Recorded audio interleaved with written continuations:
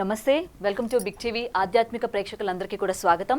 ముందుగా జూలై మాసంలోని ద్వాదశ రాశుల వారికి ఎలా ఉండబోతుంది, మంచి చెడుల గురించి ఎటువంటి పరిహారాలు చేసుకుంటే మంచిది, ఇప్పుడు ఇదే అంశం మీద మాట్లాడదాం. మనతో పాటు ప్రముఖ జ్యోతిషులు బ్రహ్మశ్రీ నందిభట్ల శ్రీహరి శర్మ గారు ఉన్నారు. ఆయనతో మాట్లాడదాం. నమస్తే గురుగారు. వాగర్థ వివ సంపృక్తౌ వాగర్థ ప్రతిపత్తయే జగతః పితరౌ వందే పార్వతీ పరమేశ్వరౌ. సదాశివసమారంభాం శంకరాచార్య మధ్యమాం అస్మదాచార్య పర్యంతం వందే గురు పరంపరాం. ఆదిత్యాయ చ సోమాయ మంగళాయ బుధాయ చ గురు శుక్ర శనిభ్యశ్చ రాహవే కేతవే నమః. శృంగేరి పీఠాధిపతులు, కంచి పీఠాధిపతులకి నమస్కారాలు తెలియజేసుకుంటూ కార్యక్రమాన్ని ప్రారంభిద్దాం. గురుగారు, ఇప్పుడు ధనుసు రాశి వారికి ఈ జూలై మాసంలోని ఎలా ఉండబోతుంది, ఎటువంటి పరిహారం చేసుకుంటే మంచిదంటారు?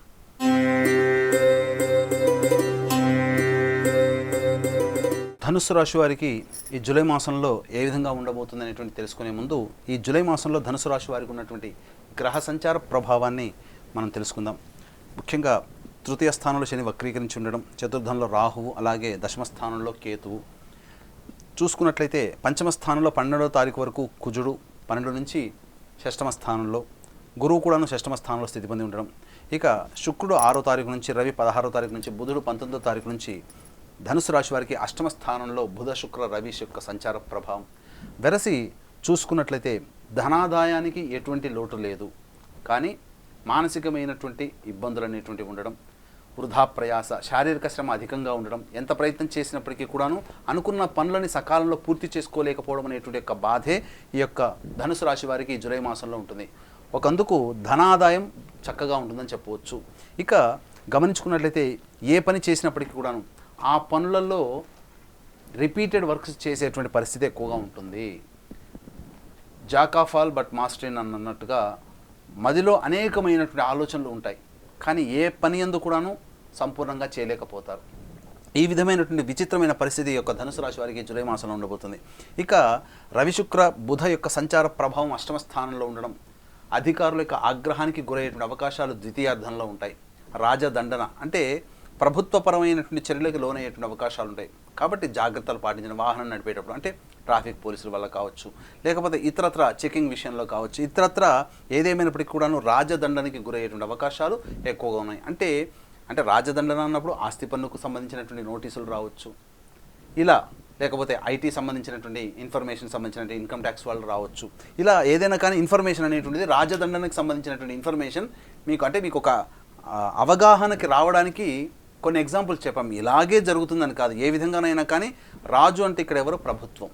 కాబట్టి రాజదండానికి గురయ్యేటువంటి అవకాశాలు ఈ యొక్క ధనుసు రాశి వారికి ఉంటాయని చెప్పవచ్చు. ముఖ్యంగా ఇతరుల యొక్క సహాయ సహకారాల కోసం ఆశించి భంగపడేటువంటి అవకాశాలు ఈ యొక్క జూలై మాసంలో ఈ ధనుస్సు రాశి వారికి ఉంటాయని చెప్పవచ్చు. ముఖ్యంగా వ్యాపార రంగంలో ఉన్నటువంటి వారికి ధనాదాయం చక్కగానే ఉంటుంది, ఏ ఇబ్బంది లేదు. ఎందుకంటే ఉన్నటువంటి మంచి రోజుల్లో చెడు రోజుల కంటే మంచి రోజులు అధికంగా ఉండడం, ఈ కారణం చేత మంచి జరిగేటువంటి అవకాశాలు ఎక్కువగా చెప్పవచ్చు. ముఖ్యంగా తల్లిగారి ఆరోగ్యం జాగ్రత్త పడాల్సినటువంటి పరిస్థితి అని చెప్పవచ్చు. అయితే ఈ యొక్క ధనుసు రాశిలో జన్మించినటువంటి వారికి ప్రధానంగా శనిదోష ప్రభావం నుంచి బయటపడ్డామని చెప్పి ఆనందం కంటే గ్రహాల యొక్క సంచార ప్రభావం అనుకూలంగా లేని కారణం, ఈ కారణం చేత ప్రధానంగా ఇబ్బందికర పరిస్థితులు, ఇతరుల సహాయ సహకారాలు ఏవైతే ఉంటాయో అవన్నీ కూడా మీరు సహాయం చేసినంత విధంగా ఇతరుల నుంచి మీకు సహాయం అందకపోవడం ఈ జూలై మాసంలో మీకు కాస్త బాధ కలిగించేటువంటి విషయంగా చెప్పవచ్చు.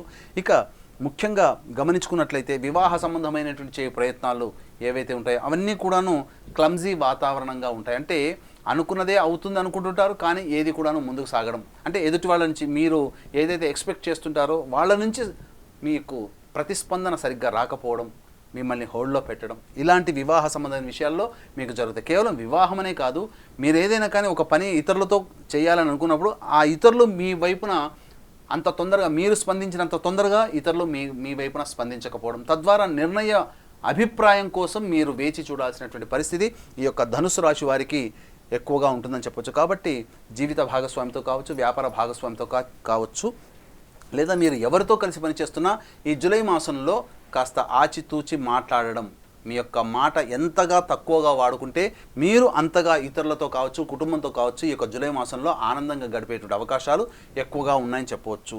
అయితే ఇక్కడ ప్రధానంగా చూసుకున్నట్లయితే ఏ రోజుల్లో మనకు ఆనందంగా ఉంటాయి, ఏ రోజుల్లో మనకు ఇబ్బందికర పరిస్థితులు ఎదురవుతాయి, కష్టాలు ఎదురవుతాయి, అధిక ధన వ్యయం అవుతుంది అనేటువంటి విషయాన్ని మనం ముందుగా తెలుసుకున్నట్లయితే తప్పకుండా వాటికి సంబంధించినటువంటి మన ప్రణాళికలో ఈ జూలై మాసంలో ఏ విధంగా ఉండాలో మనం తెలుసుకోవచ్చు. కాబట్టి దీన్ని దృష్టిలో పెట్టుకునే ఈ యొక్క ధనుసు రాశిలో జన్మించినటువంటి వారికి మానసికమైనటువంటి ఉల్లాసం కావచ్చు, లేకపోతే సంతోషకరంగా 19, 20, 21 తారీఖుల్లో ఉంటారు.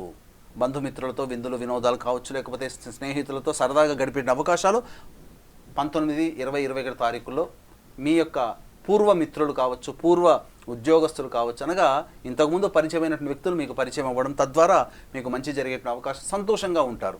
ఇక 24, 25 తారీఖుల్లో ఇతరుల యొక్క సహాయ సహకారాల వలన మీ యొక్క సమస్యల నుంచి బయటపడే అవకాశాలు ఉంటాయని చెప్పవచ్చు. ముఖ్యంగా ధనపరమైనటువంటి ఇబ్బందులు ఇతరుల వల్ల మీకు తీరుతాయి. ఇక 3, 4, 5, 6 ఈ నెల 30, 31 తారీఖుల్లో ప్రధానంగా ఈ యొక్క ధనుసు రాశిలో జన్మించినటువంటి వారికి ధన రాబడి అధికంగా ఉంటుంది. ఊహించినటువంటి విధంగా చేతి వృత్తులు, కుల వృత్తులు, అలాగే వ్యాపారం, ఏ రకమైన వ్యాపారం చేస్తున్నప్పటికీ కూడా వ్యాపారస్తులకి మరియు చేతి కుల వృత్తుల్లో ఉన్నటువంటి వారికి తప్పకుండా ఈ 3, 4, 5, 6, 30, 31 తారీఖుల్లో ధనం రాబడి అధికంగా ఉంటుంది. కాబట్టి దానికి అనుగుణంగా మీ యొక్క వస్తు సామాగ్రిని మీరు నిల్వ చేసుకుంటే తప్పకుండా మీరు అధిక రాబడిని పొందుతారని చెప్పవచ్చు.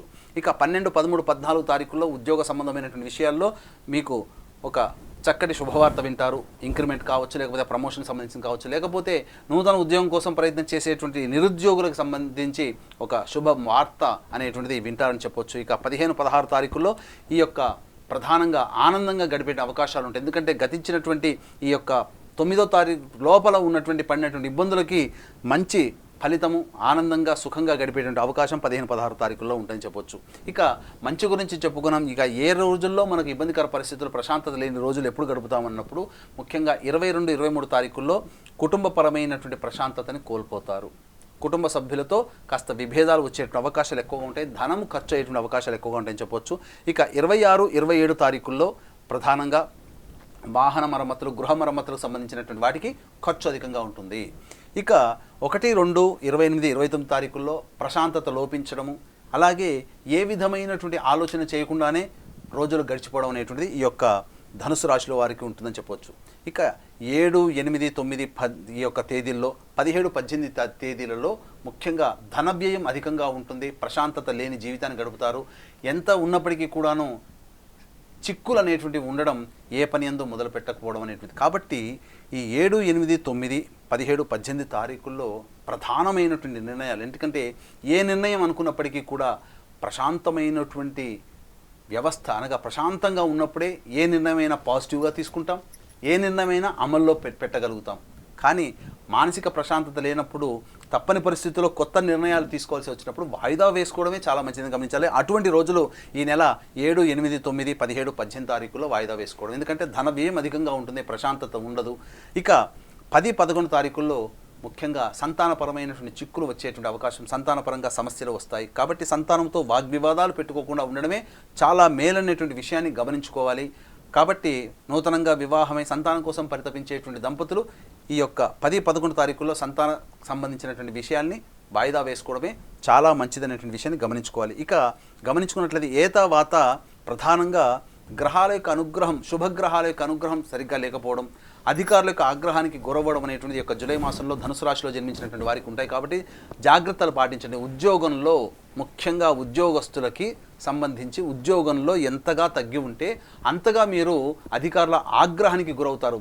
మీరు అత్యుత్సాహంతో కావచ్చు, లేకపోతే మొండి ధైర్యం కావచ్చు, లేకపోతే నాకేంటి తక్కువ అనేటువంటి విషయాన్ని కనుక దృష్టిలో పెట్టుకుంటే ఉద్యోగస్తులకు మాత్రం ఈ జూలై మాసం కాస్త నిరాశాజనకంగా ఉంటుందని చెప్పవచ్చు. వ్యాపారస్తులకైతే కస్టమర్స్కి సంబంధించినది కావచ్చు, చేతి వృత్తులు, కుల వృత్తులు, కస్టమర్స్ విసిగించే అవకాశాలు ఉంటాయి. కాబట్టి కస్టమర్స్తో మీరు రిలేషన్షిప్ మెయింటైన్ చేసే విధంగానే మీ యొక్క మాట అనేటువంటిది ఉండాలి. నవ్వుతూనే సమాధానం చెప్పే విధంగా వ్యాపారస్తులు, చేతి కుల వృత్తులు వారికి జూలై మాసంలో ఉన్నట్లయితే చాలా మటుకు మీకు వ్యాపారం చక్కగా సాగుతుంది. మంచి విషయాలు మీరు అనుభవిస్తారని చెప్పవచ్చు. ముఖ్యంగా మీకు ఈ యొక్క చెడు రోజులు ఏవైతే ఉన్నాయో ఆ చెడు రోజుల్లో చెప్పిన విధంగా మళ్ళీ వీడియోని 1, 2 సార్లు మీరు వీక్షించండి. తప్పకుండా ఆ రోజుల్లో మీరు ఏ విధంగా ఉంటే మనం చెప్పుకున్నామో, మంచిగా ఉంటే చెప్పుకున్నామో ఆ విధంగా మంచిని మీరు పొందుతారు. చాలా మటుకు నష్టాలని మీరు తొలగించుకున్నారని చెప్పవచ్చు. అయితే ఇక్కడ గమనించాల్సిన అంశము గ్రహాల యొక్క అనుగ్రహం. ధనుసు రాశి వారికి అనుగ్రహం సరిగ్గా లేకపోవడం కారణం చేత దైవానుగ్రహం తప్పనిసరి. కాబట్టి దైవానుగ్రహం ఉంటేనే ఎంతటి గొప్పవాళ్ళైనా కానీ విజయాన్ని సాధిస్తారు. మనకు స్వామి వివేకానంద అమెరికా చికాగోలో ఉపన్యాసం ఇస్తేనే అప్పటికే వివేకానంద గురించి తెలిసింది. కానీ అంతకుముందు వివేక ఇంకెక్కడ ఇవ్వలేదా? చాలా చోట్ల అతను ఉపన్యాసాలు ఇచ్చాడు. కానీ అమెరికాలో ఇచ్చినటువంటి ఉపన్యాసం దైవానుగ్రహం తోడే ఇచ్చాడు. ఎందుకంటే గాయత్రి అమ్మవారి ఉపాసనతోనే ఆ యొక్క చికాగోలో అతని చెప్పినటువంటి మాటకి అందరూ మంత్రముగ్ధులయ్యారు. కాబట్టి దైవానుగ్రహం చాలా గొప్పది, మనిషిని ఉన్నతమైన జీవితానికి తెరలేపుతుంది. కాబట్టి దీన్ని దృష్టిలో పెట్టుకొని ఈ నెల 21వ తారీఖు గురు పౌర్ణమి సందర్భంగా శ్రీకాళహస్తి క్షేత్రంలో రాహుకేతు పూజ, అలాగే విద్యార్థుల కోసం దక్షిణామూర్తి సరస్వతి హోమాలు, వివాహం కావాల్సినటువంటి వాళ్ళకి వివాహం, ఉద్యోగం, దాంపత్యం, అనారోగ్య సమస్యలకి 18 రకాల హోమాదులతో పాటు వృషభ, మిథున, కర్కాటక, సింహతుల, వృశ్చిక, మకర, కుంభ, మీన రాశిలో జన్మించినటువంటి వారికి శనిదోష పరిహారార్థమై శనీశ్వర హోమం, అఘోర పాశుపత మంత్ర హోమాది కార్యక్రమాలు కేవలం 1500 రూపాయల రుసుముతో ఈ యొక్క కార్యక్రమాన్ని చేయించడం జరుగుతుంది. అలాగే సంవత్సరం పొడుగుతా మీ యొక్క గోతనామాలతో జరిపించుకోవాలనుకుంటే కూడా ఆ యొక్క వెసులుబాటు ఈ యొక్క కార్యక్రమం ద్వారా మీకు సంవత్సరం వరకు జరుగుతుంది. కాబట్టి అవకాశం ఉన్న వాళ్ళు కార్యక్రమ తదనంతరం కాంటాక్ట్ చేసి పూర్తి వివరాలు తెలుసుకోవచ్చు. గురుగారు, అయితే ధనుసు రాశి వారు ఎటువంటి కష్టాలకి ఎటువంటి పరిహారాలు చేసుకుంటే మంచిదంటారు? ఈ జూలై మాసంలో వచ్చేటువంటి కష్టాలు, సమస్యలు, ఇబ్బందులు, నష్టాలకి ఈ యొక్క ధనుసు రాశిలో జన్మించినటువంటి వారు ప్రధానంగా ప్రతిరోజు గరికతో గణపతికి అష్టోత్తర పూజ చేసి చిన్న బెల్లం ముద్ద నైవేద్యంగా పెట్టడం. గణపతి అన్నప్పుడు పసుపుతో, శుద్ధమైనటువంటి పసుపుతో చేసుకోవడం చాలా మంచిది. లేకపోతే శ్వేతార్క గణపతికి సంబంధించి చేసుకోవడం మంచిది. ఇక ప్రతిరోజు ఆ శివాలయానికి చేరుకొని జిల్లేడు పుష్పాలు ఏవైతే ఉంటాయో ఆ జిల్లేడు పుష్పాలతో ఈశ్వరునికి అర్చన జరిపించండి. ఈ విధంగా 11 రోజుల పాటు చేయండి. తప్పకుండా ధనుసు రాశి వారికి గ్రహానుగ్రహం లేకపోయినా గ్రహానికే దైవమైనటువంటి ఆ ఈశ్వరుని అనుగ్రహంతో, మీకు విఘ్నేశ్వరుని అనుగ్రహంతో మీ సమస్యలకి చెక్ పెట్టవచ్చు. మీరు అనుకున్నటువంటి ప్రతి కార్యం కూడా నిర్విఘ్నంగా కొనసాగుతుంది అని చెప్పడంలో ఏమాత్రం సందేహం లేదు.